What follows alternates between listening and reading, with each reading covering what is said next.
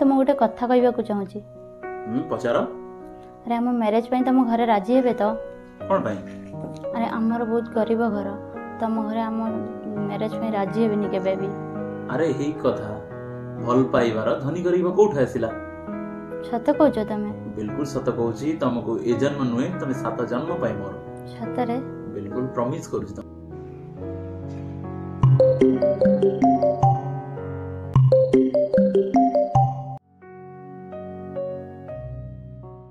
अरे यार कौन है फोन रिसीव करना कि कॉल बैक करना मत कहीं किसी भल लगुनि किसी तो असुविधा है जाऊँगी पाखक जी। अरे तुम एटी रूम रे रही कि मो कॉल कौन भाई रिसीव करना 4-5 दिन हेला कॉल करछि मु तुमको ना रिसीव करूछ ना मते कॉल बैक करूछ कौन हेछि तमरा?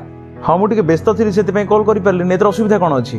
कौन व्यस्त रहउछ? सब कथार प्रश्नर मु उत्तर दे परबिनी तुमको। ए तो नियो पढ़। एटा कौन ये विजयलक्ष्मी किए? तमने तमरो बाहागर ठीक है जी? हां ताले मु कोन करबे एबे?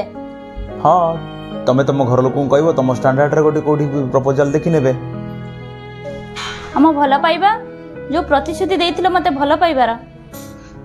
अरे सेटा थिला अतीत सब बळे मनीष को वर्तमान बोली बंचिबा दरकार। You get out.